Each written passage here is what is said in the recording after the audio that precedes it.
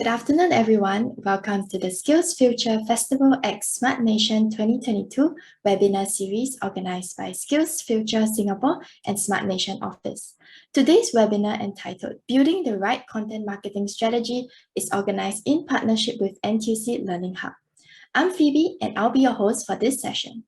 Today, we will be learning about how to build the right content marketing strategy can significantly impact your brand and business, and learning how to communicate with your content and stories effectively to your target audience, followed by a Q&A to wrap up the session.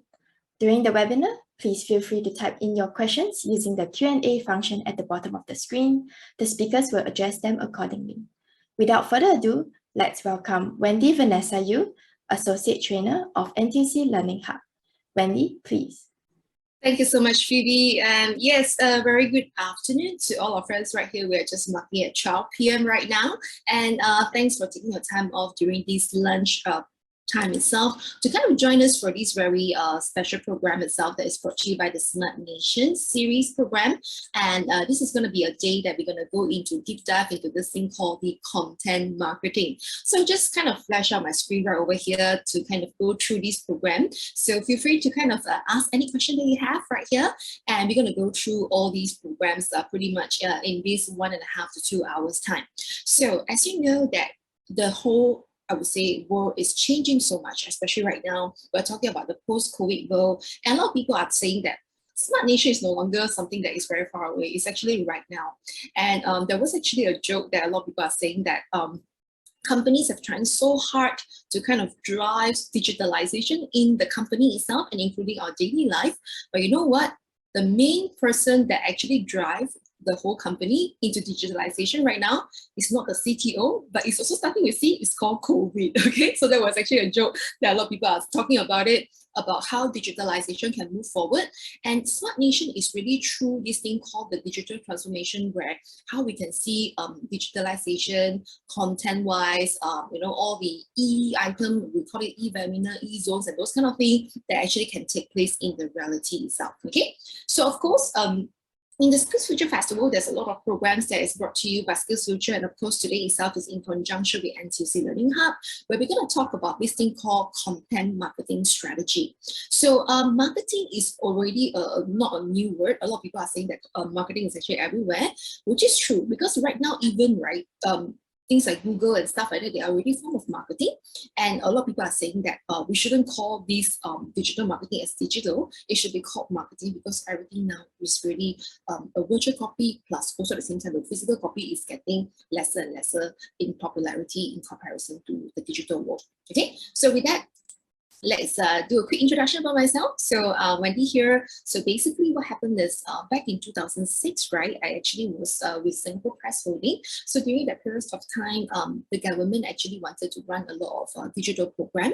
So what happened is SkillsFuture and of course some other companies as well, together conjunction with Hardware Zone and all that, kind of partner Google itself together and kind of work out this very special program called the Google Advertising Professional Program. And this program itself is basically an endorsement by the Google office itself. So back in 2006, there wasn't any Google office in Singapore. So we basically have like master trainer from Hong Kong that flew down, they kind of train us in Singapore Press Holding itself for the digital team to kind of work out Google AdWords, and of course all the search engine optimization and many other skill sets that we have learned. So from then on, from what I kind of look back, right, from back then all the way until now, I realized that the whole space has changed so much. Now Google AdWords is no longer exists in the way it's called Google Advertising. Yeah, and at the same time, there's so many other things that's coming in with the space, like social media marketing now. People are also talking about metaverse marketing. People are also talking about social marketing, which is social finance. At the same time, all the chatting apps that's coming in, like Telegram, and even for like your Facebook Messenger marketing, and even of course your WhatsApp business API, all these are actually something that is really integrating in this whole space. So from there on, actually I've been in the consulting space as well and doing a lot of digital marketing items. And last but not least, right now I'm actually currently the interim director, aka CEO of Asia Blockchain Association. So when we talk about things like blockchain and all that, it's going to be even higher level, because it's going going to be something that is way above what we're talking about of the Web 2 space. So there's this buzzword that a lot of people are hearing called the Web 2 and Web 3. So Web 2 itself basically is all the traditional platform, like your Facebook, your normal platforms and all that is still at the Web 2 space. But whereas what is Web 3 is pretty much your cryptocurrency, your blockchain, and your meta. That's why Facebook changed to Meta in a way. Because Metaverse is also a Web 3 platform where currently everyone is already in it. Okay, so in this short sharing session, I will just do my best to share as much as I can in terms of the Web 2 and of course a little bit of Web 3 because I felt that we are really already in the Web 3 space itself. Okay, yeah. So content marketing, this is something that I extract from the course synopsis. So it's really about bringing the right content to impact to a certain brand and a certain business. And we learn how to communicate our stories effectively to the target audience. Because if you don't have a good story to tell, usually people will just feel not so engaged with your content and they will just kind of like shift off and follow other items. Okay, so in the digital marketing space itself, right, followers and right content are very important because if you do drive and give good enough relevant content, right, people will follow you pretty much. And of course, that will increase your brand loyalty and of course your followers and potentially referrals and of course sales as well. Because when we do content marketing, eventually we wanted to engage with them. We wanted them to actually buy from us or maybe engage our services for, in return give you revenue. So I just want to do a quick one over here, right? So do participate and kind of just tell me left or right kind of thing, right? Okay, so I do have this one short little kind of item over here. So basically on the left and the right, both contents are exactly the same if you really look through it, okay? But I just wanted to ask you a question, which is more appealing? Is it the right or the left? Okay, so you can type it inside if you like to on the chat box over there. Just punch it in, left or right, which is more appealing to you in the first view.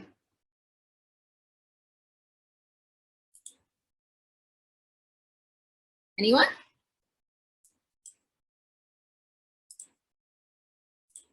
Okay, seems like we have a shy crowd today, yeah? Okay, no worries. Let's take a look over here. If you look at the left-hand side itself, right, it's pretty much a white color background with some words and stuff like that. Honestly speaking, maybe I like colorful items. When I see this article itself, right, I kind of feel a little bit turned off because it's just too formal in a way. But whereas if you look at the right-hand side, which actually comes with your dark purple, light purple, that kind of thing itself, right? So basically what you can see is it's actually pretty much more engaged. Oh, the chat is disabled. Oh, I see. Someone just kind of punch in that the chat is disabled. So yeah, we have people who write down. Yeah, it's the right. Yes, correct. Thank you so much. Yes, so we just realized that there's some chat disabled items. So if you'd like to still engage with us and all that, feel free to punch into the Q&A, okay? Yeah, so on the right-hand side over here, we do have this thing that is actually purple in color. There's a certain contrast in terms of the words. And secondly, as you can see, there's usage of icon, like example, communicate. There's a toolbox, chat box kind of thing. Collaborate, two person running together, right? Then extend, so amplify. We have like a mic that is kind of like trying to amplify your items, your messages out, and manage teams on mobile. As you can see, there are 4 photos of different people in the room itself, and work with confidence. There's some folder, kind of thing. So with this kind of infographic item plus a picture that comes with not only on normal pictures, also have icons and plus captions as well, the wordings and all that.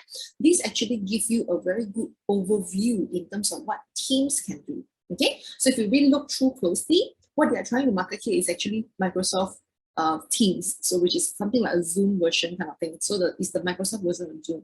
But if you look through over here, you can see that there's a very distinct difference. Both are talking about communicate, collaborate, customize, work with confidence, and manage teams. But once you see on a way that is totally plain kind of content versus something that is a little bit designed or in a way beautify in a way, it actually engages and appeal better to your target audience. Okay, so that is actually something that we should do and say to kind of try to work out on the content. Okay, so as you can see, infographics that's being used, which make it more appealing. Okay, so in the whole content marketing model itself, right, we are just talking about these 3 items. The first one is definitely to create. So, and next to convert, to promote. Last but not least is to convert them. So when we talk about creating, right, we have to first know what kind of content do we want to do. Either can we actually do some simple content? Is it more like a blog post? How do we attract visitor? Do we do videos? Do we do activities and all that? So after creating, that's how you kind of do your promotion in terms of your marketing, digital, or maybe just post on your LinkedIn and all that to kind of gather more information of the clientele. For example, if you're doing, let's say, a webinar, so webinar-wise, everyone have to put in their email and contacts and all that kind of thing as well. Or you can even convert it into newsletter, guest list and all that. So that's actually how you gather the contact info. From there on, think of how you can actually use your either phone calls, consultation, assessment, demo, or even some other ways, even like maybe getting them face-to-face, one by one kind of thing, to convert them into finally becoming your customer who either requests a proposal if you're dealing with services, or perhaps to buy your product itself if you're dealing with a brick and mortar industry. Okay, yeah. So that is actually how we talk about these 3 items. So the biggest pain point of content marketing, right, is basically how should I start with content? This is actually, after training for like 10 over years, right, I can tell you that the biggest problem with digital marketing is about creating the content. So which is why usually contents are pretty much important. And one of the very easy way to create content, right, is actually this thing called infographic. So a lot of people say that, Wendy, I'm not a designer. You expect me to design out something? I just have to go and hire people to do it and stuff. But the answer is, right, if you see something that's happened in front of the screen right now, right, this item itself is actually created from a PowerPoint. So can you do a PowerPoint? The answer is definitely yes, right? So actually infographic and of course content itself can be as simple as creating something on your PowerPoint. And in this digital world, right, there's so many tools out there that you can use for free. Even though if you're not a designer, you can just do like an infographic within like 1-2 minutes time. And sometimes if you want to do something like a simple design and all that, right, tools like Canva can actually assist you within 10 minutes. You can create out a very nice brochure already. Okay, yeah. So what I wanted to point out over here is, besides for doing all those like labels and all that, if you're going to do something that is more cohesive, something like here, it looks like a flower over here, and instantly, right, what you're trying to share to people is, oh, in Microsoft, we actually have these 8 key pillars or 8 key products, which namely is called Teams, Outlook, OneDrive, Word, PowerPoint, Excel, OneNote, and of course your SharePoint itself. Okay, so that is actually something that is easy for people to present information, and at the same time for people to actually also know what you are trying to promote or what do you really do in the company, instead of telling them, you know, one by one and all that. With just one picture that you send out, instantly they understand. And let's imagine after you send this picture out, right, you continue on with Teams, you share with them that, hey, Teams, this is what we do, in a way, for 5 pointers. It will make it very clear, a messaging item that, oh, this is what Teams can do for me, and this is how I can actually engage or purchase this service for my own company itself. Okay, yeah. So this is actually what we are trying to say in terms of doing a form of infographic.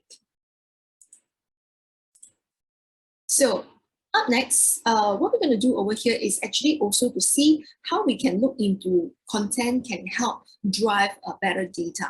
So many of the times, right, people are not so much engaged with normal information that is just for fun. So I recently actually consulted one of my clients because I'm a TUC certified consultant. So basically what I do is I help clients to craft like EDG grant. So the government do have this program called Enterprise Development Grant, and one of the services is called strategic branding and marketing.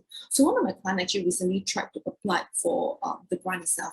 And usually before we apply for a grant, we have to run through all the items, what do they do, and how's their situation and all that. I kind of ran through with their program and their marketing and all that.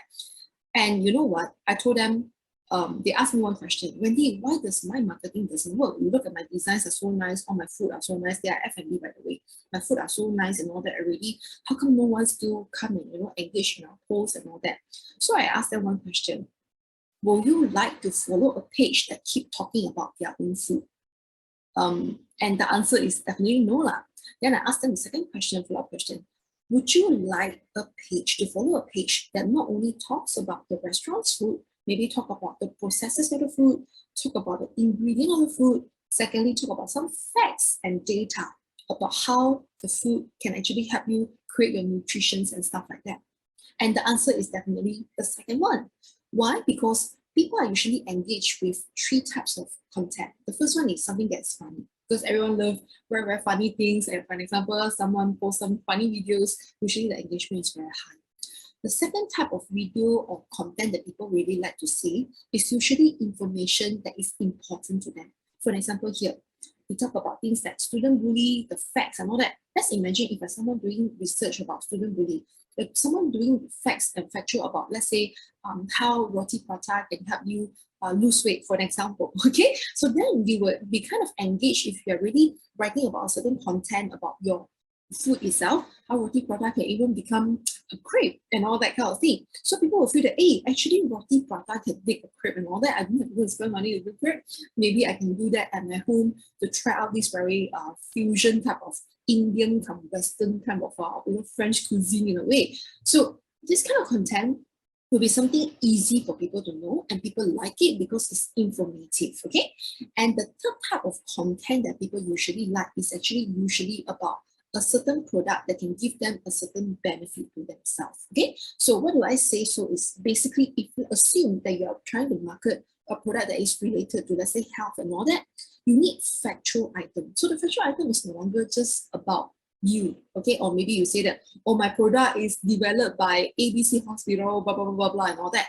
They need factual item that is globally recognized. For example, World Health Organization says that if you eat this kind of fruit product itself, you can lose weight for 10 kg in 1 day's time, okay? So that kind of information that is actually key important from some authoritative item will be also important information that people like to know, because they feel that you are respectable, knowledgeable, and potentially that's something that can really help them to ease a certain issue, or maybe to actually solve a certain problem, or maybe to actually help them enhance their current situation. If it's a health issue, company issue, or I would say personal services like maybe home cleaning and those kind of things. So because here for today is a 2 hours program, and there's almost zero workshop kind of engagement so-called opportunity where we can't really do like some programs or maybe talk about some case study kind of thing. So I'm actually giving you a very much a holistic view, because anyone that comes to content marketing can be talking about products, it can be services, it can be multi-industry. So it really depends on what service and what product you are on.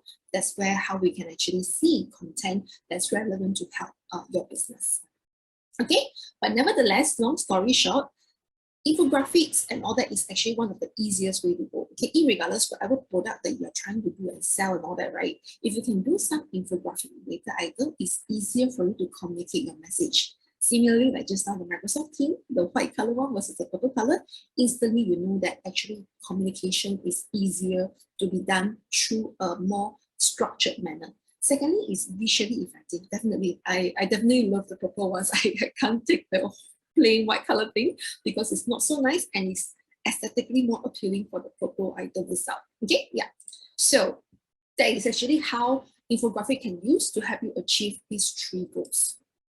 And of course, content marketing can be actually visually very stimulating as well to target audience. So for example, over here, as you can see, is still a Microsoft Office type of services. But if you look closely over here, you can see that they are trying to tell you that Microsoft Office actually can help small business, because it is to help you get availability anywhere at any devices. Secondly, it can protect with password protection and all that for collaborative. Thirdly, it gives you 25 gig for mailbox for each user. For small business owner, is more than enough. And of course, there's actually the 4 advantages over here for you. Okay, then Microsoft Office is also for medium-sized business, because over here, you can access anywhere, and there's 8 different features that is available over here in the purple color zone itself, as you can see. The third one, Microsoft Office 365, is also for large businesses, because there are protection, there's password, there's encryption, and yalla, and 24/7, and all the facts are all there. Okay, so with just one picture itself, what Microsoft is trying to tell you is, through this infographic, our business, our product as Microsoft Office is to cater to all your business needs. in regards to your small business, medium-sized business, large business, we have a solution for you. Okay, so which is why with this picture, without even saying too much things, you just have to send this to your client. I can almost 99% guarantee you they know exactly what you are trying to sell and what they can get out of it when they purchase a Microsoft Office 365. Okay, so that is actually a much better way to approach rather than writing a 10-pager PowerPoint and send to your client, or maybe do up a few pages of brochures and all that. While through just one infographic, it instantly tells your client about your products and services, and when they're interested, then yes, you can do something like the Teams just now. Instead of the hey file platter, once they click on Teams, then they can actually go into the Teams site to look at the 5 key features that Teams can help your business. Okay, so I hope that this is something that you can do a takeaway as well, where you can do like an overview style of Microsoft Office in terms of your benefits and your scope of coverage as well. Okay, so there are many types of content that can be created. So of course, just now we talked about infographic, because infographic is something that is rarely used by a lot of people. I'm not sure if you still recall. Like for me, I love to follow Seedly. So those who doesn't know what is Seedly all about, Seedly is actually a platform that shares about what's happening in the finance space. They usually like to do a lot of like charts and all that kind of stuff, right? To tell people the factual item. Okay, so Seedly became very famous just because of infographic. Because most of the media company, for example, if you go to like Straits Times and all that kind of thing, they're usually pretty much heavily crafted in terms of copywriting. There's a lot of words. It's so hard to sometimes even navigate, read and all that. You just have to read through everything in order to understand what's going on. Okay, but whereas for infographic style, like what Seedly does, that they became so famous now, they even got acquired as well. The company got acquired and they're like $1 million turnover right now, plus also at the same time valuation. Okay, so what happened here is they specialize in infographic to tell people bite-sized information from the news. Okay, but they specialize in finance, as I mentioned. So with a very simple chart example like CPF, how much you need to contribute, what's the age group, that kind of thing, infographic style instantly kind of won people's attention because it's easy to understand. That's why nowadays, I'm not sure if you realize, more and more government agencies are also moving towards infographic. Like recently, especially during COVID period, if you look through all the brochures and all that, right, it's heavily driven by infographic, because that's actually how you know about the budgets, and stuff like that, which actually is easy for people to grasp. And when you're interested, okay, go ahead, you can find out more information about that area, and that's where you can find out from. Okay, so that is actually how you can structure your content to kind of expand from the infographic to other things, for example, your blogs, your podcasts, your ebooks, videos, and stuff. Okay, yeah. So up next is actually also on open education resources. So, oh, someone asked to type Seedly, is it? Okay, let me just type it up for you now. It's called Seedly.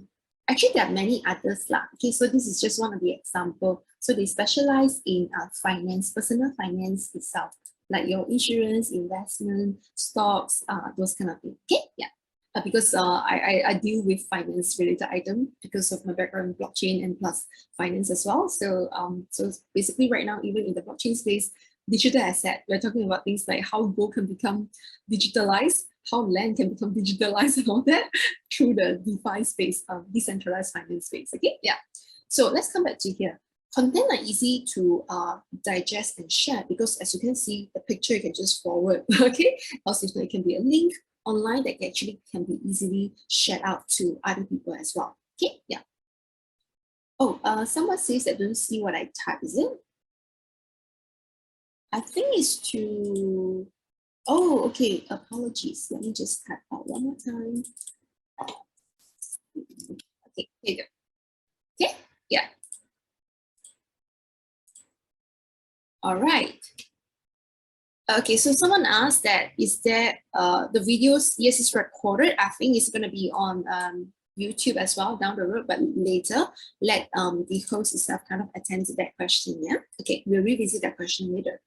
So now let's move on. So next we have to actually really know what is the goal that we want in order to run a content marketing. So most of the time, out of 10 people that ask, right, is always about sales revenue, traffic, okay? So all these are really what we need to do now. So which is why traffic and sales and all that is our key important item for us to kind of think through before we start our content. Okay, so there are many types of data that we can curate into an infographic. One of it is actually demographic data. For example, over here, as you can see on the right-hand side, is that people who are overweight, obese, and all that kind of thing. So through a picture like that, right, you can instantly see that, oh, in 2008 itself, there are 1.4 billion adults that are overweight. So instantly you can see a very simple factual item based on a certain demographic, okay? It can even be, for example, if you're, let's say, selling beauty products. So your beauty products, you can even also say things like how much of factual item in terms of how many people use this product, how it actually helps you. Else, if not, it can be even a global thing, not necessarily must be in Singapore, it can be in Asian country. So how many person who eats this, let's say, medical product itself, it help you ease your back pain and those kind of things. Okay, so demographic item can be one of the data that is quite important because, frankly, as I mentioned just now, people only cares about the product that benefits to them, right? And the things that benefit to them. Humans are sometimes a bit selfish like in a way, okay? So we want to know about ourselves. So if we can also in your demographic itself, right, add in things like the age group. I mean, not necessarily must be the age itself, it can be a certain range, a certain gender type, a certain maybe income type and all that kind of thing, depends on your product, that can actually easily help you to look into this area of generating more traffic and more attention span as well through the targeted audience, okay? Yeah. So next one is actually content audit. So content audit itself is pretty much a very important item. So basically what we could do is to actually outsource these, or else if not, right, there are many websites like SEMrush and all that kind of thing, right, that actually comes with a traffic content audit for you on your own website. And all these are 100% free, available for you to kind of run through a certain like sweet test kind of thing, or into your health check for your own website itself and your content also. Okay, so in terms of demographic and infographic, the elements of it is actually pretty much very straightforward. Usually it's always about the visual elements in terms of what kind of color do you want to use, the graphic item, what kind of icon, what kind of sign, any map type of thing. And for the content element itself, will be more on the factual item. Where do you get your text? Where do you get your statistic, your time frame, your references, and of course the knowledge as well, as I mentioned to you just now. How do you actually conclude and share about the message of a certain story that is actually important to them? Okay, so usually what I would tell my learners is when you try to draft a content, right, you think in a way that you are trying to see this content. What do you think users and people like to see from the content itself before you start writing? Because if not, right, usually marketers are always think about your product only and how you want to market this product instead of how people will see your product itself to be marketed. Okay, yeah. So you can try that strategy. Of course, with a better timing, like a 2 days course and all that, then we can run through that. But over here, I'll just give you the elements and the essence of how you can use a third-party eye of view to kind of look through your content before you start crafting it. Okay, yeah.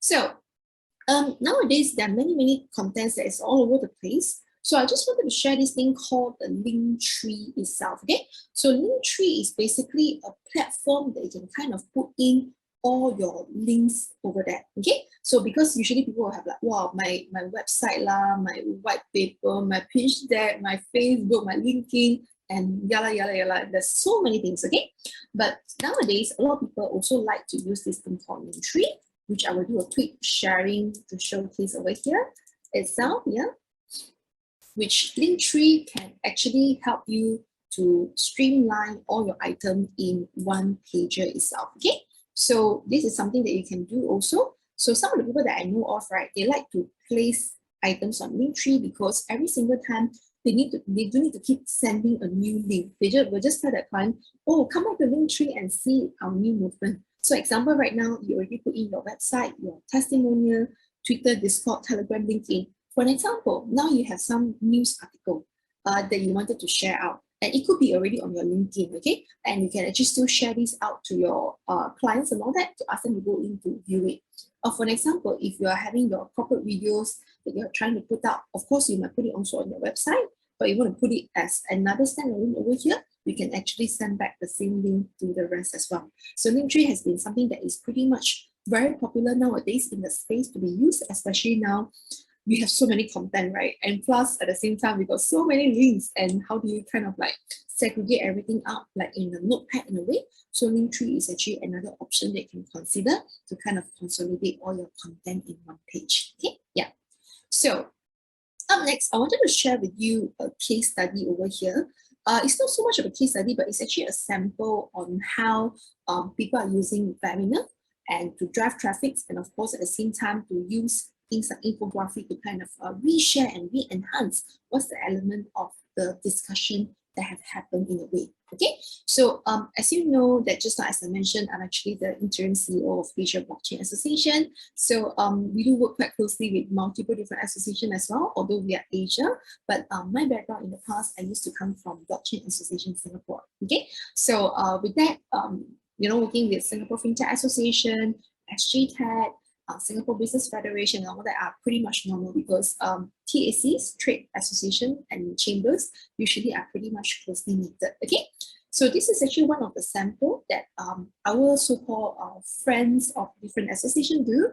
They are called Singapore FinTech Association. So what happened was they did this webinar, and this webinar, what happened is they actually invited 3 CEOs from 3 different robo-advisors. One is called Scythe, Endow Us, and Stash Away in one so-called Zoom webinar itself.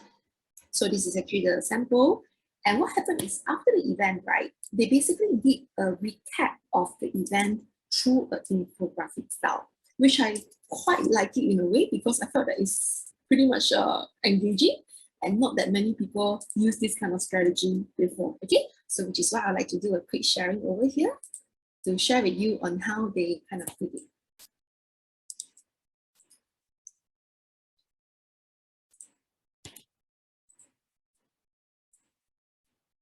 Okay, so this is actually the link for the infographic style of so-called post-event coverage that they did. Yeah, I think the internet is a bit slow for today. Yeah, here you go.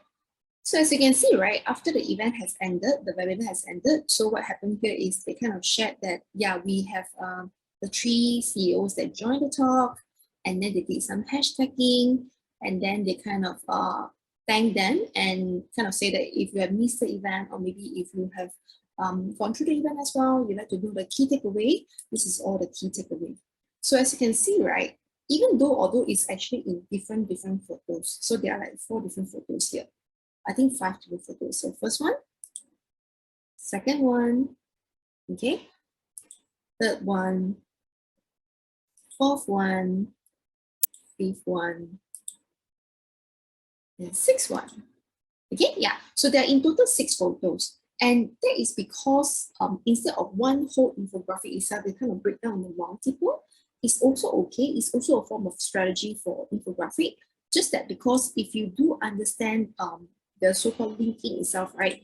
If your pictures are too long and too big, right? Sometimes the picture got concise and then you can't really read the words. That's why when you do your content, right, in a different platform, for example, on Facebook, the way you post versus the way you post on LinkedIn is very different, okay? So you have to kind of see how the sizing and all that is, unless it's on a blog. Let's say, for example, if this is a blog on their website, of course, my strategy will be I will put all these pictures together into one page itself to share the whole infographic, okay? But for over here, what you can see is they basically has the question that's being asked, let me give you the answer here as a key takeaway.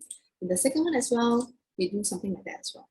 Okay, yeah, so that is actually also one of the format that you can consider while you do your events, else is where you can do your content and all that to give people a key takeaway so that they can be more engaged into your content. Because sometimes, as you know that in a webinar, even like for today, I've said so many things. How many things can you really remember? It's very difficult.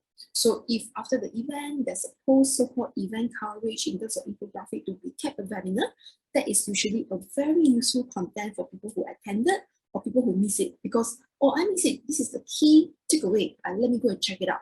So people will feel that, oh, it's engaged. That's why that post itself, you notice there's almost 100 over engagements, okay? Because people feel that this is an important and valuable content that they want to have, okay? Yeah, so that is actually how you can continue engaging your audience even after a webinar through infographic style, a recap of the key takeaway for the webinar.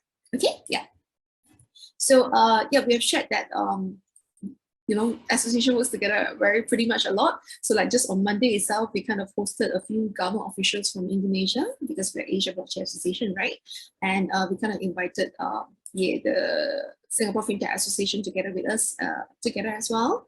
But what I wanted to share over here is actually also strategies of tagging and mentions. So if you look through over here, right, to be frank, would you need to craft such a long content, okay, in terms of caption? So these are also content marketing strategies, because if you do not put in all these items, usually a lot of people, when they write a post, they will just write something very short. They don't really tag here and there and stuff. But what I just wanted to share with you is when you do this kind of tagging and this kind of strategies, right, what you can see is basically a very, very high engagement of your audiences, okay? And this post was just out like 2 days ago only. We already garnered about 800 over impressions, and also individual sharing and stuff as well. So like what you can see over here, some of the posts that I have on LinkedIn actually can gain up to 8,000 impressions in a way, okay? So it's about how we tag people, how we add people, include people, and then that's how the thing can actually go faster and faster. And I do even mind sharing with you something. This is really hot from the hour. So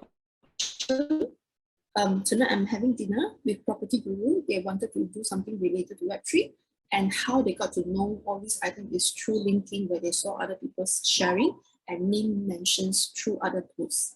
Okay, and it's through Asia Blockchain Association as well. Okay, so which is why I can tell you that a lot of things are very powerful through the internet world. With the right content strategy, how you can tag and stuff like that is key important.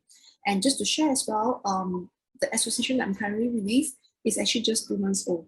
But something that's pretty proud for us to shout out is we actually have 2,300 over followers in 2 months. Yeah, so it's really about the content and how you can craft it, how you can get people to do sharing, tagging and stuff.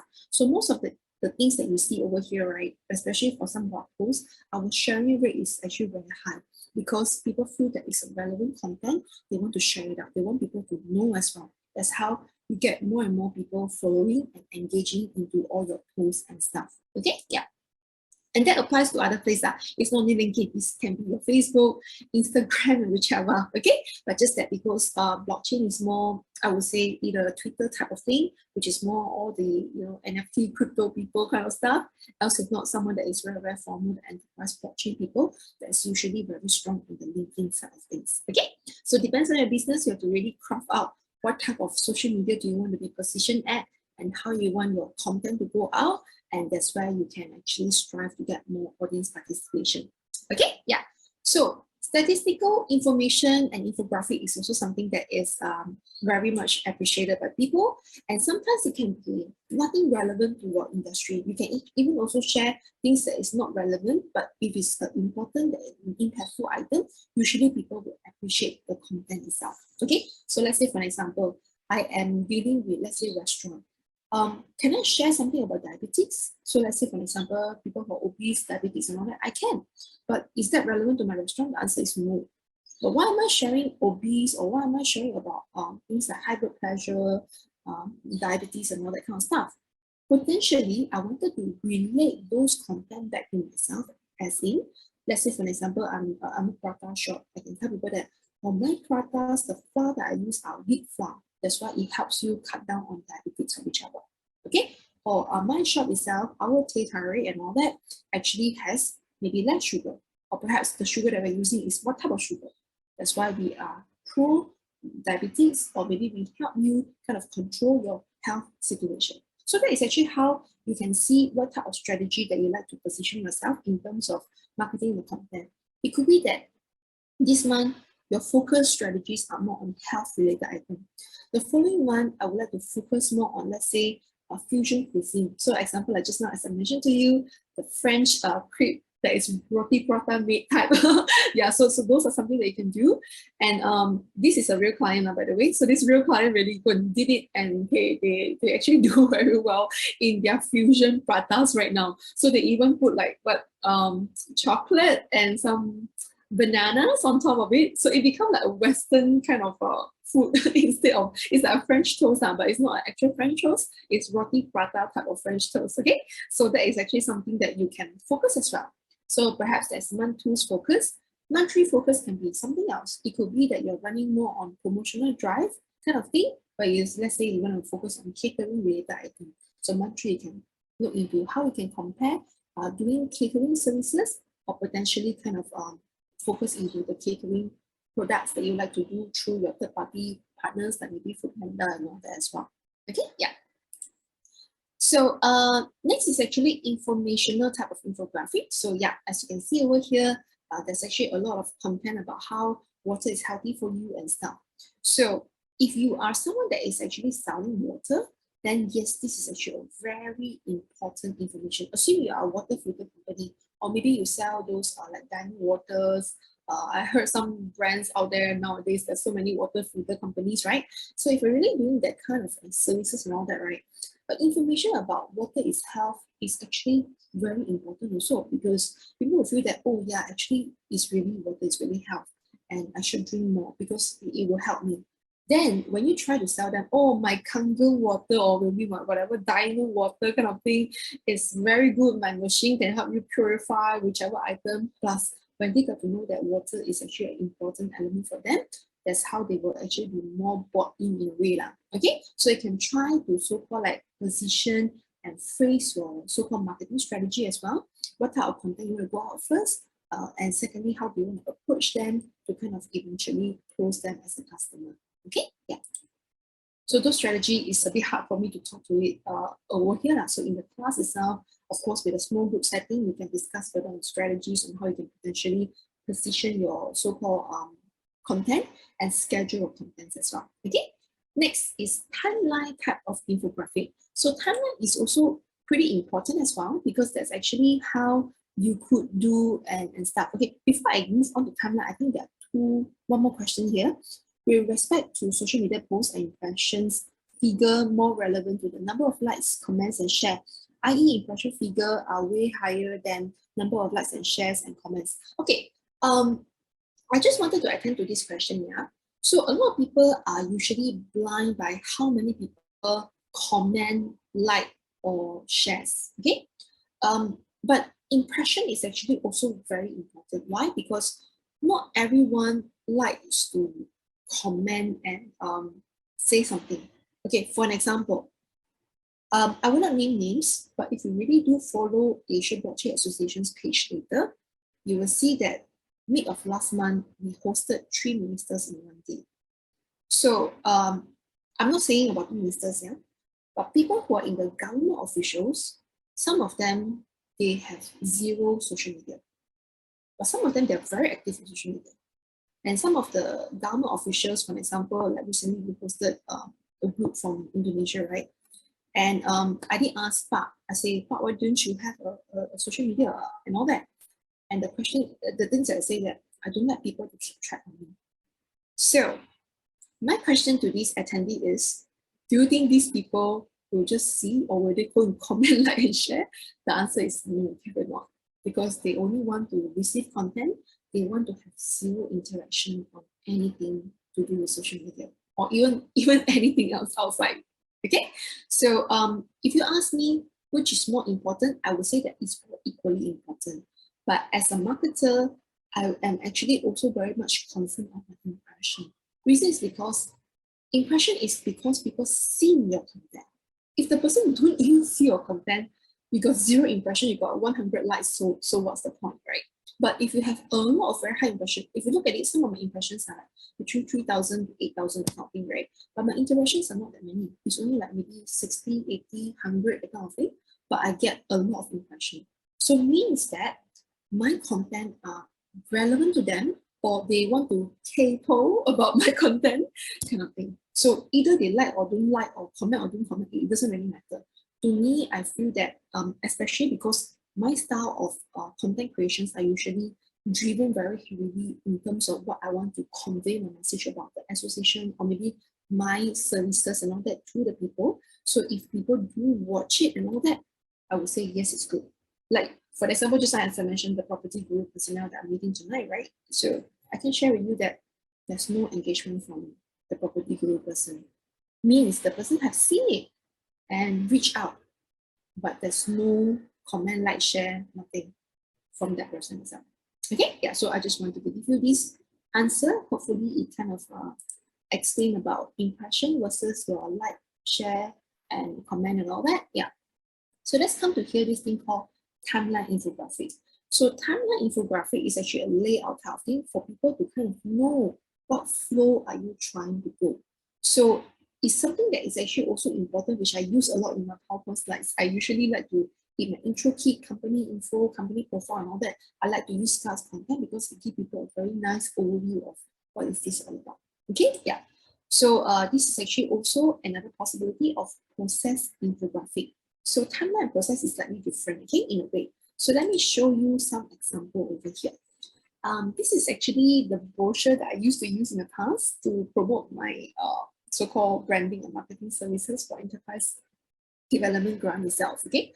So as you can see over here, it's pretty much also driven by slight infographic here and there. So if you look at page 2 itself, right, there's actually this like house kind of thing to tell you what enterprise development grant is all about and what can you do and services and plus how you can claim and stuff like that as well, and inclusions of the services. If you look on the third page itself, right, over here, there's this infographic on the left. As you can see, there's a banner, right? It actually tells you the factual item in terms of a certain thing, why you should do banner ads and which are the banner ads that is performing very well. So if you put this kind of thing into your brochure, right, you know what will the client feel? Wow, I think this company very good in banner advertising. So it could be videos, it could be just pictures kind of thing, or whichever, because they are telling me here that these are the top 5 performing ones, and I think they should know how to help my company to elevate to the next level through banner advertising and stuff like that. So banners are images now, so image advertising in a way. Okay, so of course you can write your pricing or whichever and all that. And if you look through the last page over here, page 4, apologies, is a bit small because it's a screenshot. Yeah, I'm trying to fit it into the page itself, okay, the slide itself. So if you look through on the last page, right, it's actually a process flow. So this process flow means something like that as well. It's a process infographic. It kind of tell people that, okay, the first step, you do this, how long it will take. Second step, you do this, how long it will take. Third step is this, fourth step is this, fifth step is this, and all that. So all this information is copied from Enterprise Singapore's website. But because the information is like, I think 3-pager long, so instead of 3-pager and those kind of thing, I kind of put it into one and to show people that this is the process. So let me tell you one thing. This not only helps your client to understand the processes very well. Secondly, it also helps your salesperson, your marketer, whoever that's helping you to promote this item, to kind of onboard the clients and all that as well, including your operational staff. They will be instantly quite clear, oh, this is actually the expected item. Where are we now? That kind of thing. Are you done with step 2? Are you done with step 3? That kind of thing to guide your clientele. So that is actually also a way in terms of how you can synergize and to kind of cohesively place in on the processes for your company's business and of course your sales process and all that as well. Okay, yeah. So you could consider this route also not only to your social media, because content marketing doesn't mean it must be social media. It can be your website, it can be your brochure, it can even be on your CV, which I will show you later. Okay, yeah. So it can be anything. Doesn't really matter what you try to do, as long as the content needs to be marketed. That is a digital asset that you need to emphasize on how you can look into all these streamline of processes to give people a better, clearer overview so that they can like your content that you use. Okay, so unless it's geographical, so if you do like location-based type of thing, this is going to be something that is very important to be used as well. If you don't, if you're just Singapore-based, I mean, you can ignore this.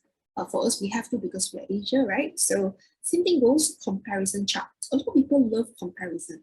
So one of the strategy that I usually guide some of my clients to do is, I'll tell them that since you're selling beauty products, go ahead to write an article about beauty products. That also is doing your same element. So my client will be like, huh, you mean I should go and write about my competitor? I say, yes, write about a competitor. And the logic behind is, for example, This is one of my clients as well. They are actually dealing with beauty products. So they have salons, they have their own beauty products and all that kind of thing. And one of their beauty products that they use, right, is actually this thing called the pearl. It's really used, done by pearl. So they use the pearl to do whitening kind of stuff for their skin. I say, go ahead and talk about 3 to 4 different other companies that talk about pearl whitening as well. And the last product, put your product.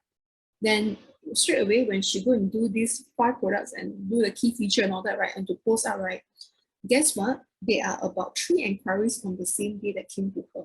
And it's people that she doesn't know. It's really from somewhere, you know, who share or whichever, then that's how they got it.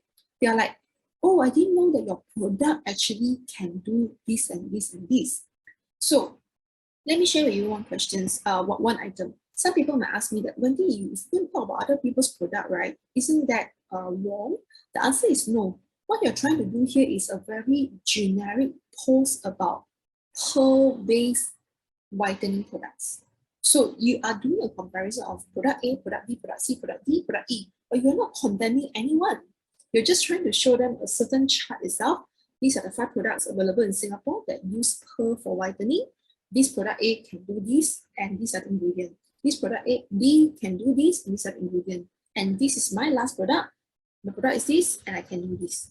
So instantly, it gives people a very quick overview of what are the products available in the market. Of course, you also help to promote your competitor, okay? But secondly, it gives people a better understanding on how are you different from the rest, or maybe how your product can suit the user better. Because sometimes when you do this kind of comparison chart, right, in a way, sometimes you benefit others than yourself, okay? Which is okay because the market is big enough.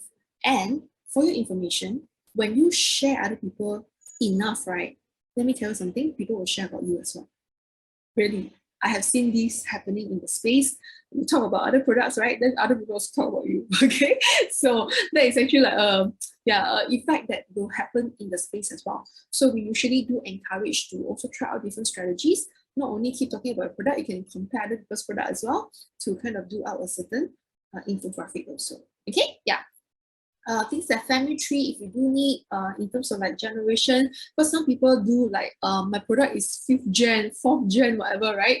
Yeah, so you can actually do something like that as well to talk about 1st gen, we are just this, 2nd gen, we are this, 3rd gen, we are this, 4th gen, we are this, to let people understand, oh, now I should go and upgrade. So then you can make more money, right?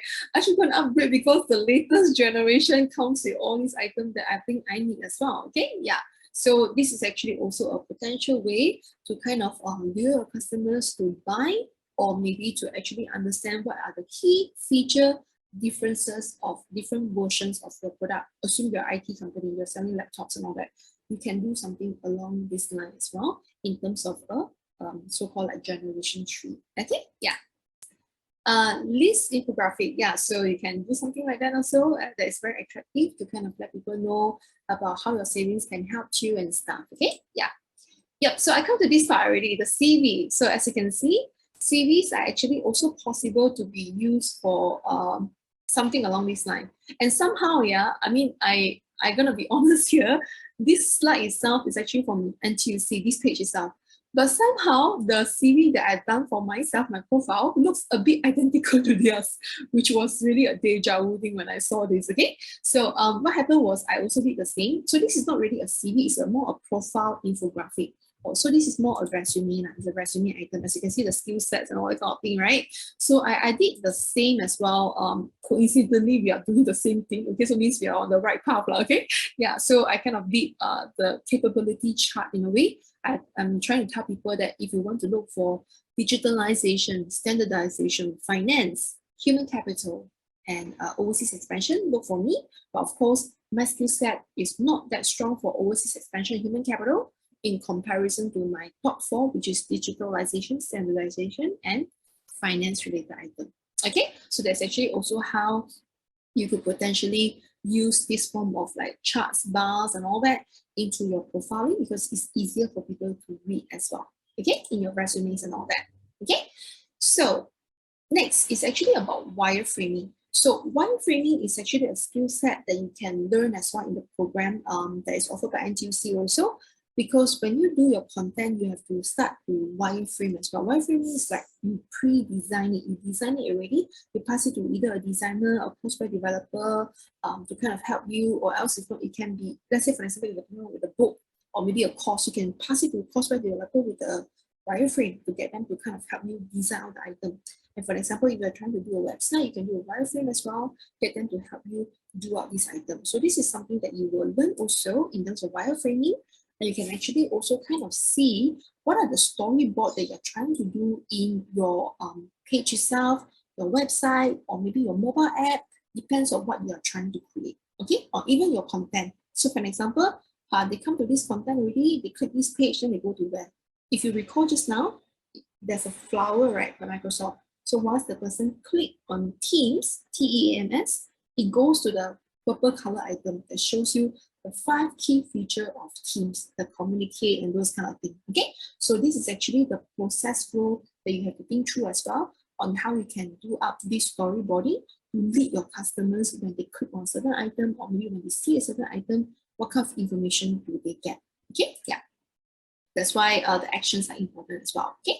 So next thing this is actually a sample that will be covered in the program in terms of how you can use PPT, PowerPoint, and how you can use wireframing to infographic in a way, okay? So that is actually also other options that you can see how you can do things like collaborate, security, efficiency through the Microsoft Office, okay? So that this program itself is actually based on Microsoft Office. Of course, when the learners have their own products and all that, they could actually also use their product as one of the key areas to discuss and to look out the wireframing as well. Okay, so in some of the past classes, we even have one group that actually talk about sportswear, and they really came up with the whole wireframe of the entire sportswear, how they want to market the company itself.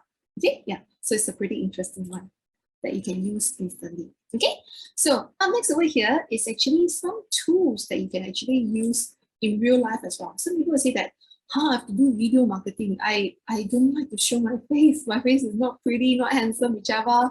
I don't have a good voice and all that. How am I supposed to go and talk and those kind of things? So the answer is, right, actually out there's many tools that you can use, okay? So I just wanted to, for the interest of time and all that, right, I'll just pick up one item over here through this thing called Voice Clip and Video Maker. Okay, so this is actually one of the tools that I quite like to use for my classes and also for my real work as well. Sometimes some of my clients will ask me, can you help me do like some voicing kind of thing, which I usually use some tools like that as well.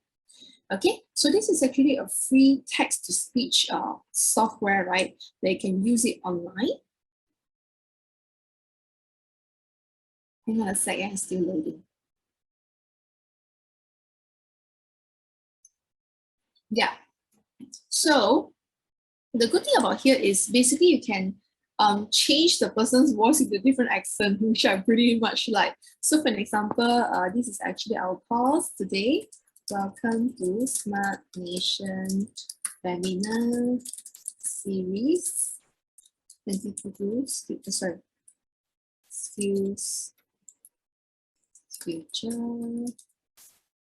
Festival 2022's content marketing workshop. Okay, yeah. So this is actually what we are for today. And so now actually I'm choosing the English for Alicia, right? So let's kind of hear it in a way. Welcome to Smart Nation Webinar Series, SkillsFuture Festival 2022's Content Marketing Workshop. Yeah, so it basically actually helps you change it into an MP3 format, and you can actually download MP3 here. Okay, if you want that person to speak faster, you can actually speed it up as well. Yeah. Welcome to Smart Nation Webinar Series, SkillsFuture Festival 2022's Content Marketing Workshop. Okay, so but that's just a fun thing to play around. Okay, and if you think that, let's say for example, you are not in Singapore, you wanted to do something more like, let's assume that you wanted to make it sound a little bit more Chinese in a way. Okay, so there's actually mainland China as well. I can change the voice into a male voice. Okay, let me just slow it down a bit too fast just now. Okay, yeah. Welcome to Smart Nation Webinar Series SkillsFuture Festival 2022's Content Marketing Workshop. Okay, sorry, sometimes it will have this kind of issue as well. But anyway, just wanted to kind of, okay, let's say for example, we change to like Japanese kind of thing as well. Welcome to Smart Nation Webinar Size SkillsFuture Festival 2022's Content Marketing Workshop. Yeah, so you can kind of write a certain language and ask him to speak in different language as well. Okay, which is quite cool. Okay, so this is actually just one of the two. And you can also do the Indian style, Vietnamese style. Yeah, so there's like German style and all that as well. So this is actually one of the two that a lot of my learners are currently using also. Like they do some wordings and all that. They don't want to have their own voice. So they just kind of use this kind of tool to make the voice clip itself. Then they go ahead to do their video itself. Okay, yeah. So we can consider all this kind of format. Okay, so the next thing that I wanted to share over here is actually this thing called the blog title generator. So another key issue a lot of people seldom do is, Wendy, I do not know what to write for my website. Can I just talk about my company and stuff? So the answer is right. Actually, you are able to actually use all these kind of tools out there to kind of talk about a blog post header, or else if not, it can be even a website titles and stuff.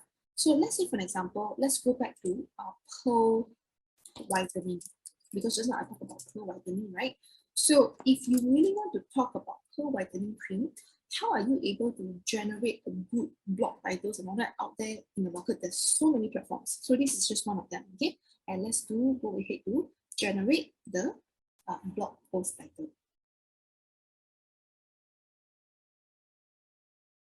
Okay, so can you see that instantly, right? The platform itself kind of give you some pretty good things to look into. Things like, for example, why people love to hate, or enough already, 15 things about this thing that we kind of heard of. Else if not, the advanced guide to pearl whitening cream, and how technology is changing how we treat else if not, like 24 hours to improve, and all that. So these are actually blog titles that you can kind of consider, and they can even generate extra for you as well. So some of my learners also like to use these also to generate their different blog titles. And some other platforms actually do have quite a fair bit of pretty interesting item as well. So I have already shown two just now, which in the program itself, we can actually have more. So you can even just key in one word itself. For example, now you're trying to use slimming product, okay? So you can just key in slimming product, and you can straight away either it's a generic term or brand or product or event industry location, person's name and all that. They have to generate different type of very interesting topics for you to consider on, okay? So you can actually also try out all these to kind of think through how you can use all these items as your blog title also. Okay, yeah, so in total they have 1,168 titles. They're just showing you one thing. 10 lessons that we will teach you all you need to know about slimming. Okay, so once you have this kind of title already, right, that's how you can build up either your infographic. So you go and find what are the 10 lessons, what are the this and that, the kind of stuff to build an infographic or to build up content for your post, blog post, or even for your social media posts. Okay, so that is the second item. Okay, so the others over here, right, are actually also other different things that you can use on as well. I will not go in depth, but I just wanted to point your time to this thing called the free resources. So some people like to give out free ebook. For example, follow our Facebook page, or maybe subscribe to our newsletter, or subscribe here and there. I'll give you a free ebook. So many of the items out there, right, you can actually also go ahead to use the free resources online as well. For example, this is one of them. It's called the free PLR downloads. So not to scare you, all these ebooks you can really download and use it on your own. Okay, if you go through it, there's actually a lot of different ebooks. Some of them are even like software, and some of them are totally free. And for example, if you like to use this quick wellness ebook itself, you can just kind of, sorry, apologies for the app. And you can just kind of see through it already, right? Then you can go ahead to actually download this. And of course, you have to tweak a little bit of content. Some people will put in their company logo, and those kind of things. Then straight away you can actually use this for your own content already. You can just download here and you can use it.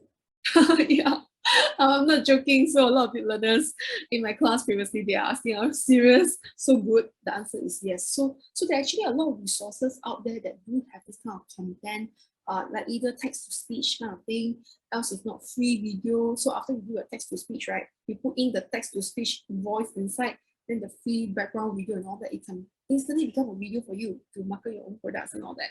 Okay, yeah. Hang on, let me see. Can we have your slides? Okay, this one I'll need to check. I'm not too sure. Can we use it wholesale for the free? Yes, you can also, but frankly, the reason why you're giving out free tools or free things to the public, right, is to either get their database, get them to subscribe to you, follow your page or whichever. So if you're really marketing it for your company, right, my suggestion is to brand it to your company lah.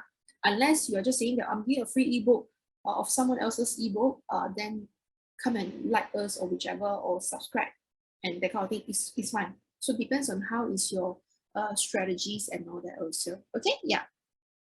So for the slides itself, right, I will check in first because I'm not too sure, because the previous workshop that I did, which is also SkillsFuture Festival, we didn't really send out the slides. We will check in, and because I believe that the attendees are already recorded, so if it's possible, we will send across to everyone. Okay, yeah. All right, yeah.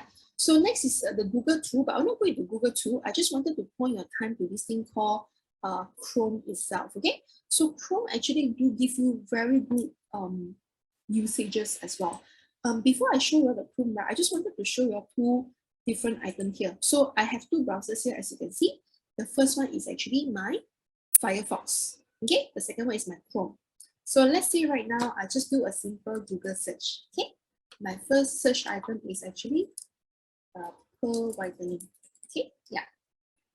So can you see on my normal browser here, it only shows you pictures, shows you products, yalla, and everything about pearl whitening. Okay, yeah. But if I come to my Chrome itself, if I search the same thing,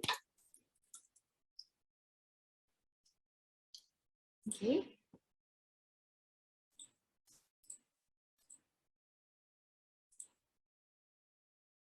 pearl whitening.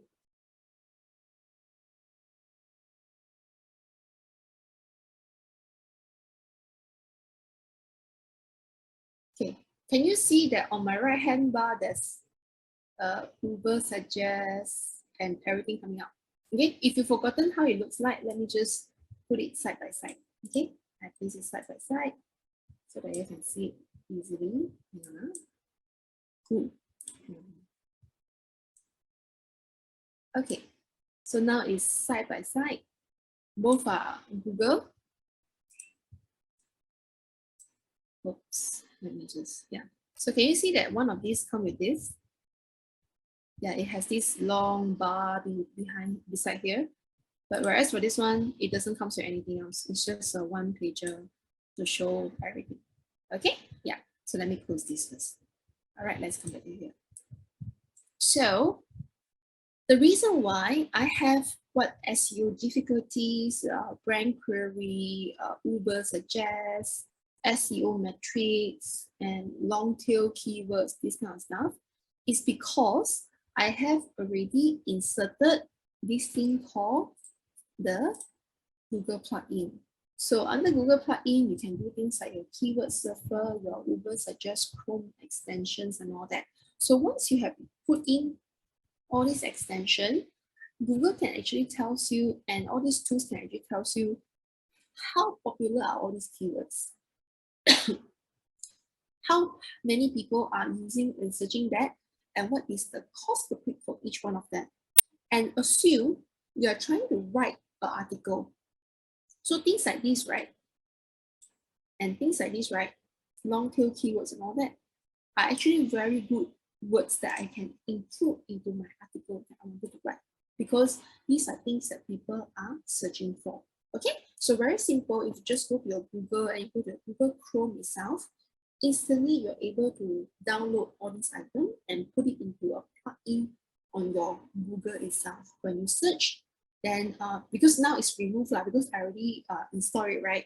If you're a new user, you install these Google Suggest, instantly you will see something like what I see just now already. It's all on the right hand side.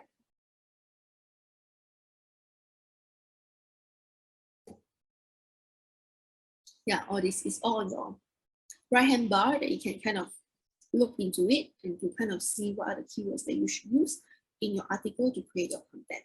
Okay, yeah. So next over here, just wanted to share one more item, which is actually on creating of your entire so-called like page and website. So most of the time, a lot of people nowadays, when we create our content, some of us don't even use so-called like pages anymore, and some of us actually prefer to go into things like a website kind of thing. So this is actually a event website. So a lot of people nowadays actually also do a lot of things like webinars and stuff like that. And we also strongly suggest that you can consider to look into this kind of e-related type of platform, which you can host your webinars on your website and even on your company's website as well. Okay, yeah. Let me look into the questions here. Yeah. The content of free PLR, is it copyrighted? The answer is no. These are actually platforms that people are willing to share their content. So even like for photos, right, just in case you're not aware, there's a lot of royalty-free photos, royalty-free music, royalty-free videos that you can grab. Okay, so it's things like Unsplash and all that. If you're not sure where and how to find, later I can show one of them since we have some time still. Yeah. The next question is how to put in this extension. Okay, in this workshop, I can't really guide you how to put in extension. Yeah, but in the class itself, they will be. Else, if not, you can always Google search some videos. They will guide you like tutorial how you go and add in the extension. Actually, it's very simple. You just go to Google Chrome, right, and you search for extensions. Then they will have a whole lot of extensions. You just need to go and find the right extension to put in. Okay. Are these free? I'm not sure which one are you talking about, which is free at 110. But yes, whatever things that I've shown just now are all free. Okay. Can you explain what does e-webinar on the website does? Okay, and what does this let's show or let's dive? Okay, yeah, this is something that I wanted to showcase to you guys. Okay, I haven't started that yet. I was answering the questions and all that. Okay, so let me just come in to this site right now. In the site. Yeah.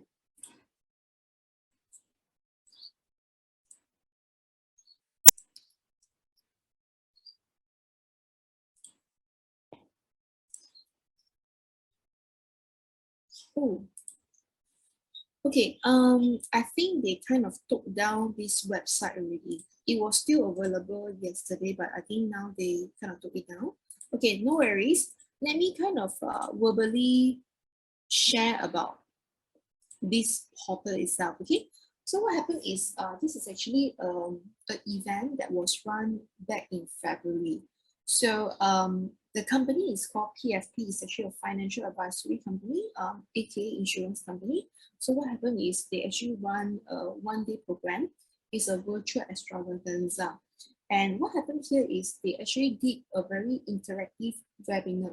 So the webinar itself, right, is Zoom right now we are talking here. So this is something that Zoom can't do. So the webinar not only have this box, the people can interact on the spot itself, right? And the rest can answer back as well.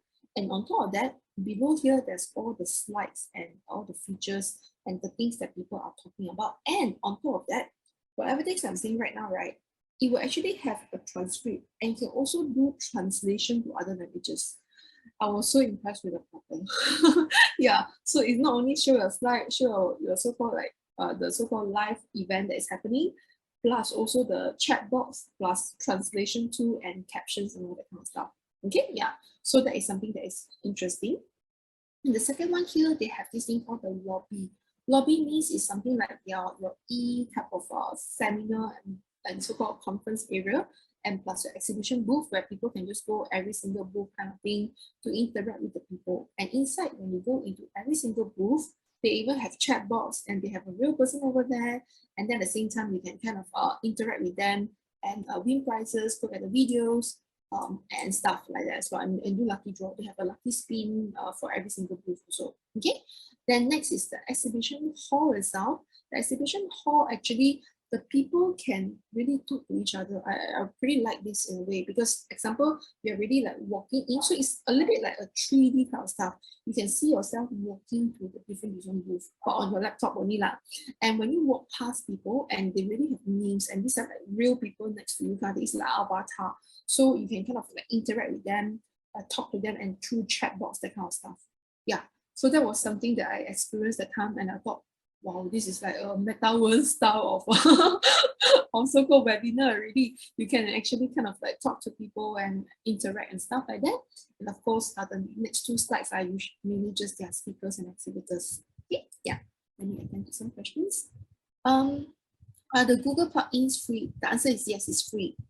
Can audience download interactive events? Oh no, they can't download the events. I mean, it's a live event, right? So you just attend the event itself. How can one do this interactive webinar? It's through third-party companies now. So it's usually all the tech developers, also if not people who curate all this kind of webinars and events and all that. So event company usually are able to assist you in doing this. Okay, but I just wanted to share this as a case study. So sorry that unfortunately the site just is down right now. But what I actually experienced is actually really like a Web2, Web3 type of metaverse style of things already. Okay, yeah. So just wanted to share one item over here, which is this thing called project management. So in the program itself, right, you will really kind of learn through a real life case study. For example, over here is we will do some role plays in terms of like imagine yourself is in a sales and marketing team of a luxury 5-star venue. Okay, you can imagine it as your Marina Bay Sands, your wherever, Sentosa, wherever. Okay, yeah. And how you can come up with some interactive items to attract tourists. Okay, so now we are back to almost normal. So we can kind of attract tourists already. So how you can actually do so to work out this content itself. Okay, so then that's where actually you will use the real life case study of a scenario, either Marina Bay Sands and all that, to work out how you can identify the content that is needed to market for the scenario. Secondly, you can identify the strategy. What kind of strategy you should go for? Is it LinkedIn? Is it Google? AdWords? What type? Okay, so it's actually agnostic towards platform. It's really cross-platform. Okay, it will be marketing it through email list itself. It's also fine. Okay, then next is actually on the elements. What are elements that you should include in your infographic to market this out to the tourists, and of course how you can purpose it, style it, make the content relevant to the audience, and also at the same time for stage 5 itself. Is basically to talk about how you can use what type of content infographic to kind of market things out. And the next 3 stages are basically doing the wireframing. So the learners really sit down in a group, work out a wireframe. So for example, this group decided that we should do website, we should do Facebook, and maybe we should do like WeChat because they wanted to attract China people. Yeah, okay, China audience and all that, and tourists. Then that's how you really sketch out the wireframe and how you can do the infographic, the website, and also content for your WeChat. So WeChat is another word again. It's a total different style of strategy for the content. Then next, they actually have to execute the wireframing to really do out the wireframe, the storyboard. After writing storyboard, how do you want envision the audience to go and stuff like that? Okay, yeah, and eventually to kind of craft out the entire infographic as a sample project.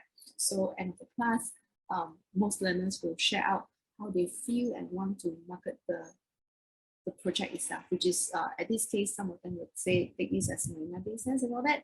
How do they want to attract tourists from China to Marina Bay Sands? Yeah. Okay. So let me attempt to the next question. How would you call this type? This kind of interactive webinar tool, so we can now go to work with. Okay, so you can actually just approach any event company, or else not IT companies, because nowadays, right, not all event companies know how to do interactive webinars and e-seminars or hybrid event.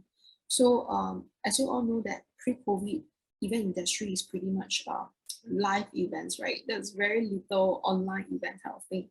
But during COVID period, a lot of companies pivoted, and some of them are not from event background. They're actually from IT background, because for IT companies to generate something like this is not very difficult, and sometimes they use white label. White label means the solution is already customized by someone else already. They only kind of like change the logo, that kind of thing, and to plug it into your website. So IT companies and event companies are the best people that you can speak to kind of get them to work out this entire experience for you. Okay, if you like to run this kind of events.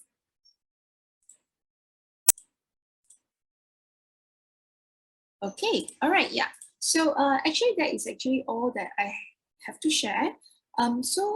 This is actually the content marketing program as mentioned that is given by NTUC LearningHub. So it's actually a 16 hours course, it's a 2 days course. And before I move on to the courses itself, right, I just wanted to also share about some other strategies that you potentially can do for content marketing. Okay, so just give me a quick one over here. Yeah, so just now some of you are quite interested to know about like free contents and stuff like that, right? So things like Unsplash, they do have a lot of free pictures. Some of them are even 3D, some of them are even experimental and stuff like that. You can actually use them as well. For example, if you're searching for like pearl whitening, for instance, yeah. And there you go. They do have yeah, of course, not every single time you have all the pictures that's suitable, but just for information, all the pictures here you can use them as well. Okay, so all these are things that you can use without giving any copyright item. And the second thing, just in case you're not aware, Google is actually also giving you a lot of free tools, okay, which a lot of people don't realize as well. So for example, we come back to whitening, yeah, the same keywords itself. If you do come to images, that's actually where you can use the tool to kind of find out the usable, commissionable pictures. So that all these are licensable, means you are able to use these pictures. Yeah, okay, yeah. So if you like to, you can consider this route as well.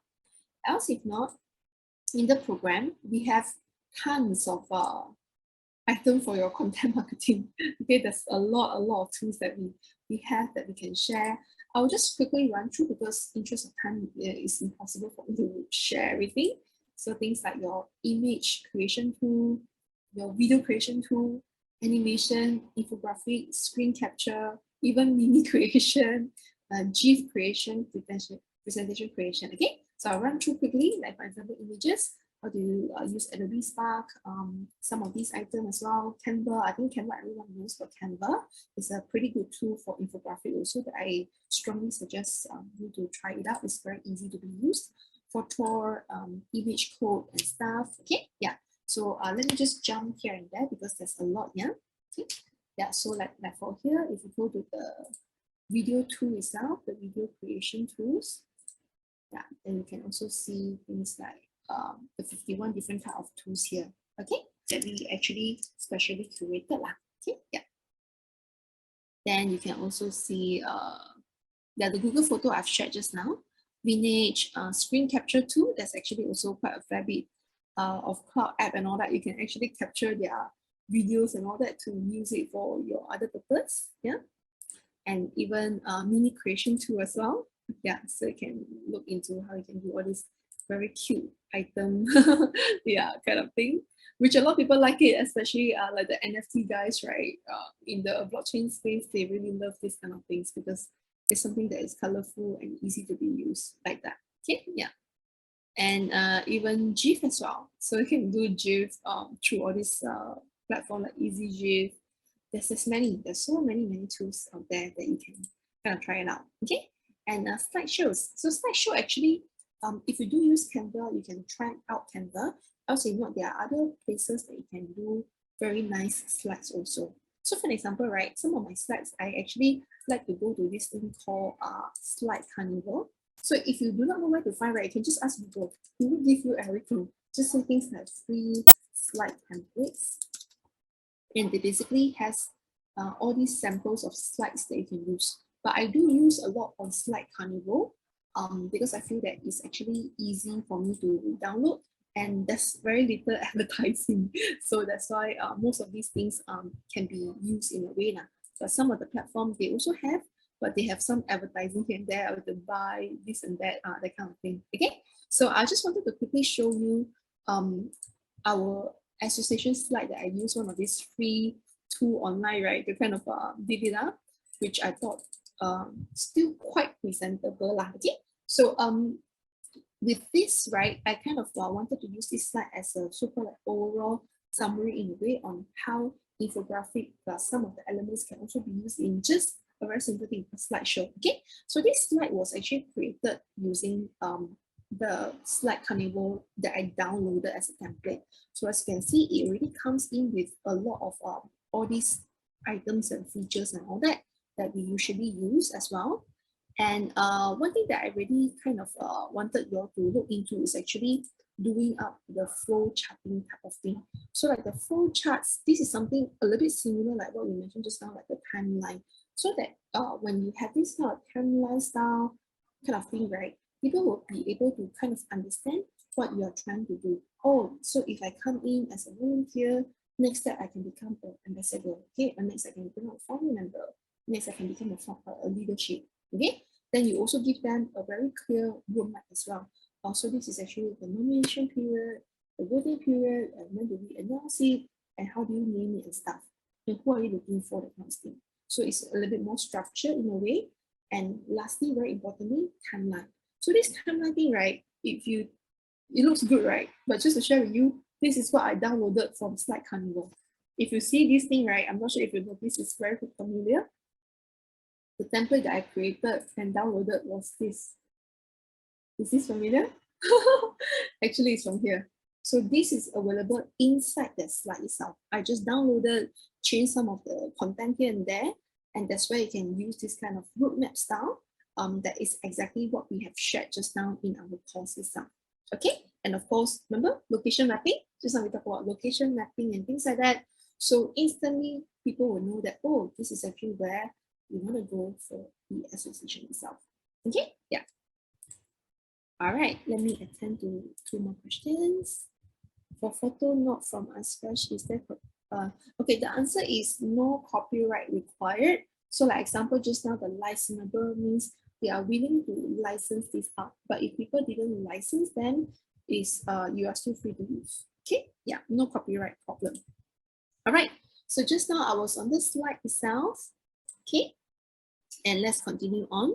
So besides slides, you can also try out the block generator. I think I showed a few block generators just now, but you can also analyze how healthy is your headline. Okay, so you can actually also use all these tools to go as well. Yeah, so in total, we are giving 74 different tools in the course. You can slowly try it out, including even like music composition and like just on the sample that I show you, the text to speech kind of thing, that you can have like different accents, male, female, the speed as well. They can download the MP3. Okay, yeah. I mean, how do we know if copyright is needed? Okay, if copyright is needed, right, they will ask you to pay for it. So most of these websites, they will actually cross package like some of the things that is free to use, some of the things you have to pay to use in a way. Okay, so when you go and download, they will ask you to pay already, so you know that you have to, yeah, it's copyrighted, you have to pay for the service now. Okay, yeah. I hope I answered your question. Okay, all right, yeah. So up next over here, let's come back to the course itself. Yeah. So in the previous class, we actually have NTUC to share out about the program, but today itself, I'll just go ahead to share the program itself. It's actually a 2-day course. So as associate trainers, we are not a full-time staff of the training company, but usually when there's a course and all that, we will come in to kind of train the programs. So in NTUC LearningHub, besides for content marketing, I actually also share things like digital marketing and some blockchain courses, retail courses, and service industries and all that as well. Okay, so it's a SkillsFuture program. So basically what happened here is as long as you know how to use the computer, actually you're pretty much qualified to kind of attend the course itself. Okay, yeah. Hang on. Oh, thank you. You're welcome. So Spencer was saying that thanks for sharing, very informative. Hope that you have learned something here, okay? Yeah, so some of the learning objective is really to look into how you can apply content marketing concept. So we will start off the class with something a little bit heavy, conceptualization.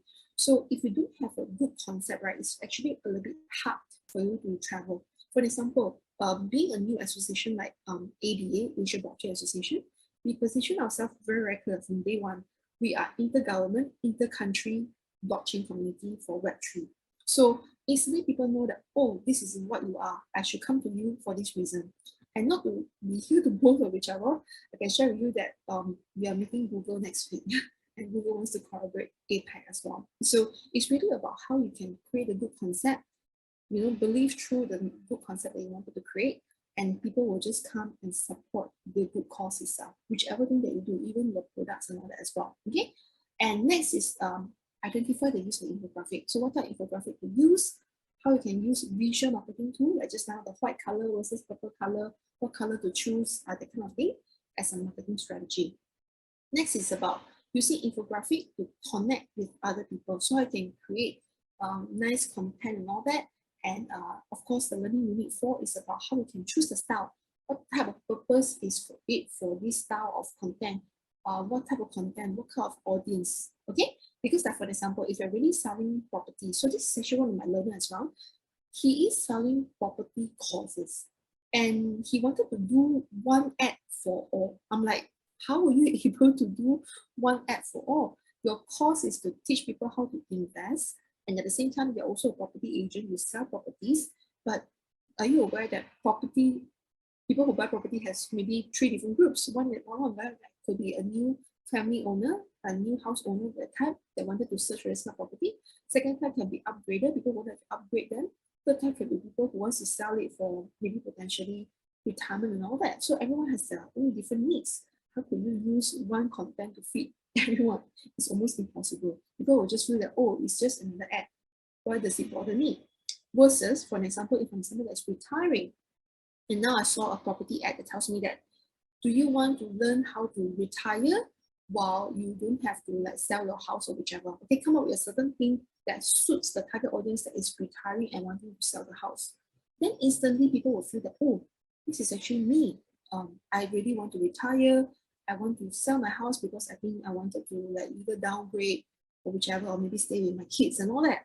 So then that's actually purposeful. So that's why every time we talk about the purpose of the content and what type of audience do you want to really engage with. Okay. And next will be the infographic type and how you can prepare potentially the wireframing. So like just as I showed you the Marina Bay Sands case study, right? So we will all come up with a wireframe, we execute it, we do the storyboarding, and then of course we do out the project, which is the 8th step that I showed you just now. Okay, yeah. Oh, Wendy sent me a LinkedIn connect. Sure, all right, I'll accept that later. Actually, my last page is actually about LinkedIn also.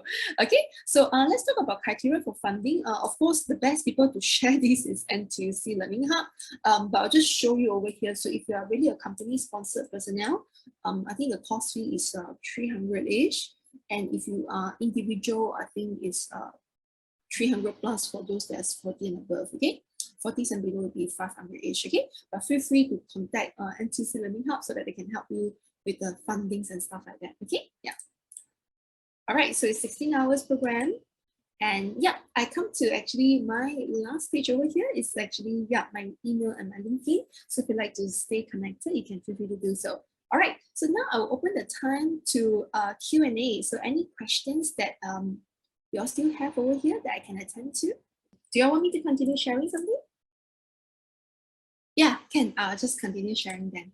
Okay, so let's come back to one thing that I wanted to kind of shout out in terms of my previous marketing strategy for my previous association as a case study in a way. So it's also still on the LinkedIn item. Okay, in a sec.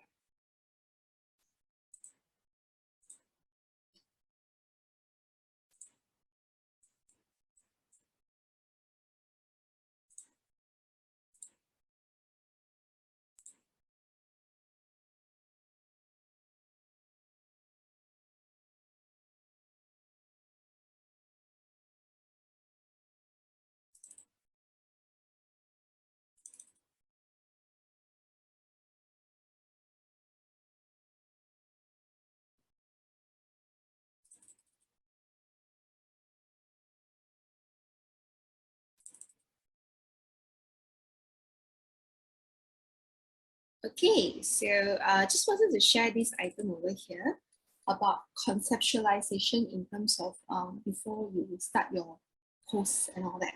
Okay.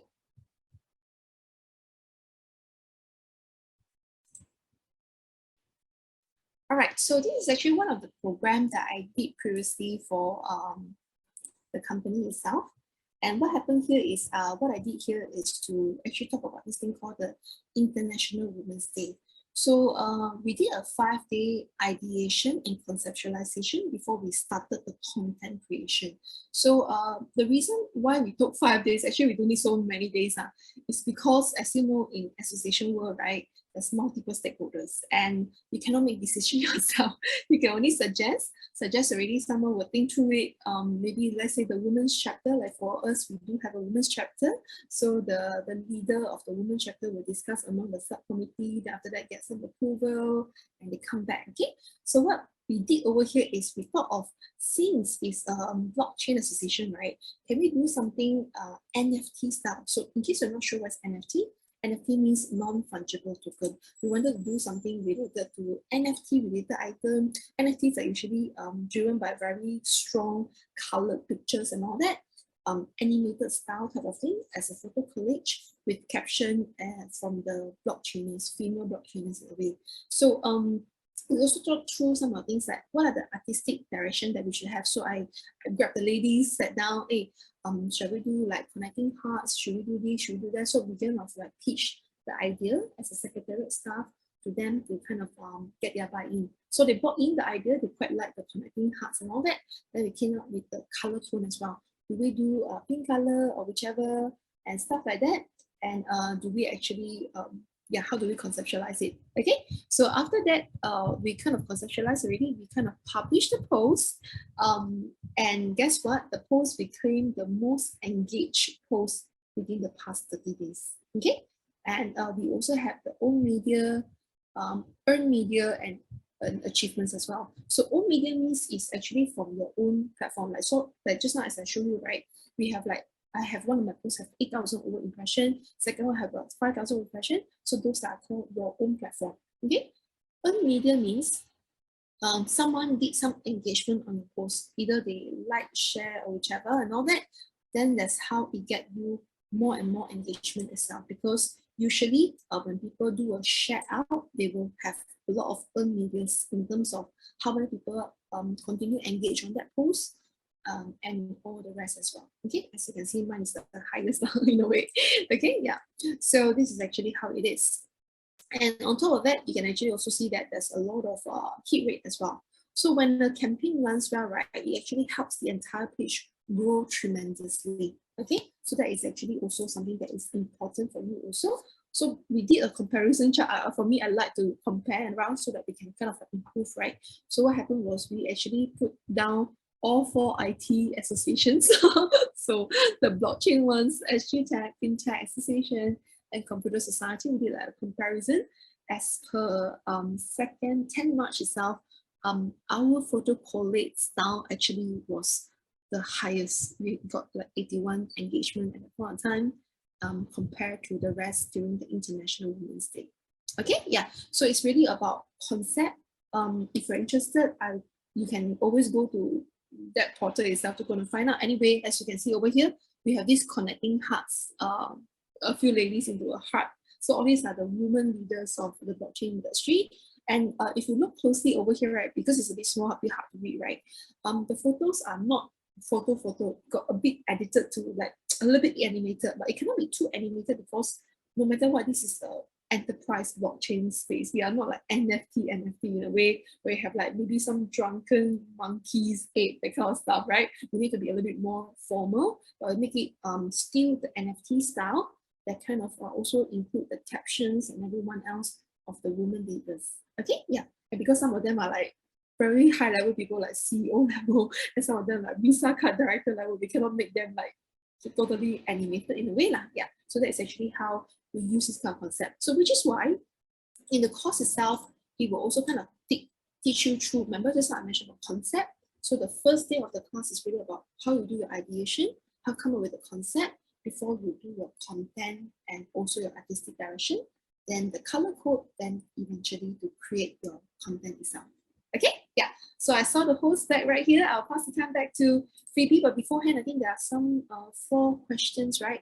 May I know how would you know if the post is most engaged? Oh, it's by the back-end analytical tool itself. You'll be able to see it over there.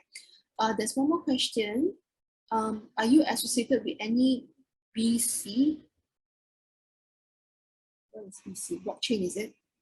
Blockchain or Web3? I'm actually the interim CEO of Asia Blockchain Association. I hope that answers the question. It is in Singapore, although it's called Asia, but headquarters is in Singapore. Yeah. Is there a way to track? Yes, like example, SEMrush and all that. You can track. You can track all these engagement as well. And it's not only LinkedIn. You can track all platforms also. But of course, some of them you have to pay for it. It depends. Okay. Yeah. All right, Ken, I think I'm done. And Phoebe, here you go. All right, thank you, Wendy. So we hope that you have taken away some pointers and insights from this webinar. If you need guidance on your tech upskilling journey, you can sign up for the free one-to-one skills and training advisory session with SSG Skills Ambassadors. So they'll have a conversation with you to understand your needs and objectives. It could be a new skill you're looking for to enhance your employment prospects or for your career transition plans, and share with you the relevant information. This includes cost search and recommendations, type of assistance schemes and fundings, SkillsFuture credit, and other resources on my SkillsFuture portal. How can you find or contact a Skills Ambassador? There are 3 ways to do so. Visit us at any of the locations indicated on the map. Please note the operating days and time. They will provide you with suitable course recommendations based on your career goals. Simply scan the QR code or click the link in chat to register, and they'll reach out to you within 3 to 4 working days. We have come to the end of our session. We would appreciate if you could take a minute to fill in the feedback form by scanning the QR code or clicking the link in chat. Once again, thank you for taking time to join us in our webinar. Do check out the upcoming webinars on SkillsFuture Festival website. Goodbye.